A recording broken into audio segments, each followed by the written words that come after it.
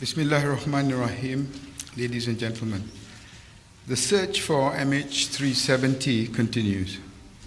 Over the past few days, new leads from satellite data have focused our search and rescue operations in the southern corridor. Our partners continue to deploy assets to assist us as we work to narrow the search areas. Yesterday, 18,500 square nautical miles were searched in the Australian search area. 2 orange objects, approximately 1 meter in length, and 1 white-colored drum were sighted by search aircraft but remain unidentified and have not been conclusively linked to MH370.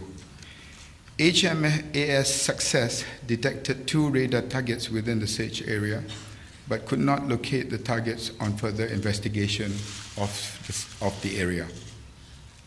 Earlier today, a Chinese search plane reportedly sighted objects in the Australian search area.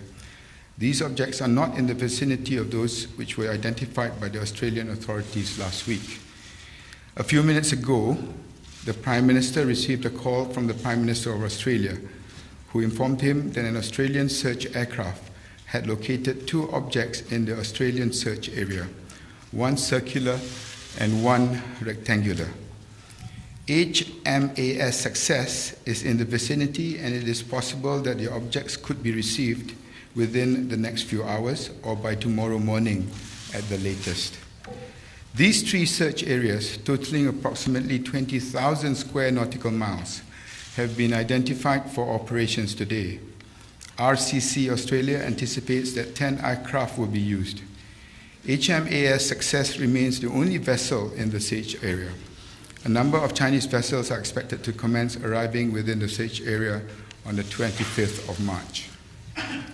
3 aircraft, 2 from Japan and 1 from the UAE, have already departed from Subang today and are en route to the southern corridor.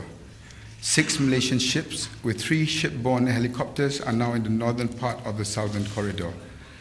10 Chinese ships are in the southern corridor carrying out search and rescue operations.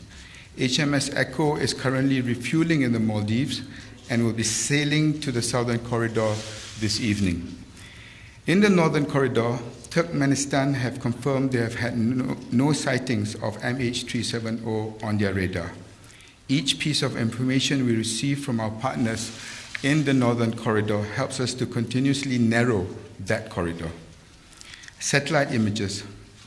New leads into MH370's possible location have come from satellite data. This was one of the 4 tools we identified that could narrow the search area, along with surveillance radar data, increasing surface and air assets, and bringing in more technical experts. The most recent images were obtained by the French satellites, which captured radar images of potential objects in the vicinity of the southern corridor on the 21st of March. These images were received by Malaysia on the evening of the 22nd of March, and we relayed to RCC Australia on the morning of the 23rd of March, as they are leading the search in that particular area of the southern corridor. This morning, we have received a further set of images from French satellites, this time captured by cameras. These images were taken yesterday and have been relayed to the RCC Australia. Family briefings. Yesterday, the high-level team met with families in Beijing for more than 8 hours. The families asked many questions and made detailed requests for radar readings and other data.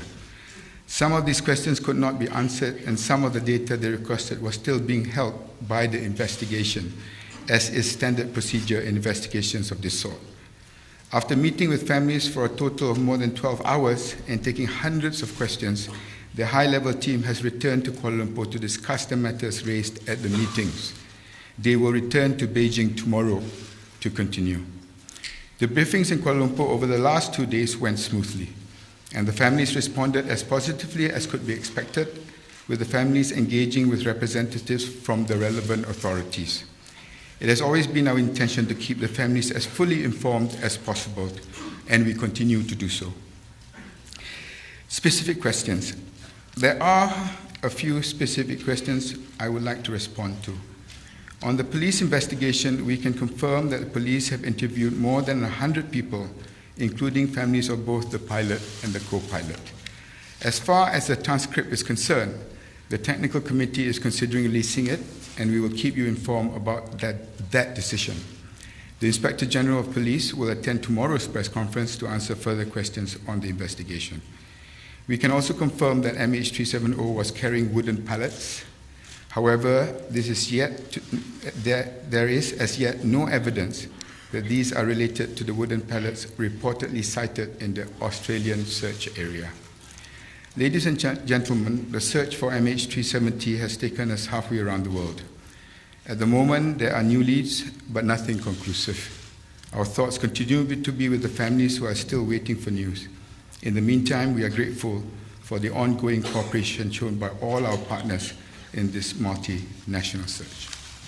I think the best way I can answer that is that we are not discounting that fact, but other leads that show, which relates to no ransom note, no groups claiming to be responsible, leads to further speculation.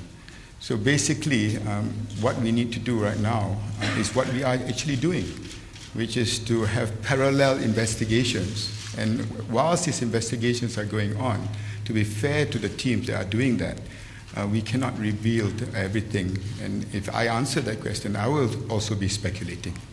Kita kena tunggu sama ada pesawat debris yang telah pun dikenal pasti itu dapat menjurus kepada kita mencari kotak hitam. Dan maklumat di dalam kotak hitam itu boleh membantu kepada apa sebenarnya berlaku. Tetapi selagi kotak hitam itu tak dapat dijumpai, agak sukar untuk kita menjawab soalan tadi. Belum.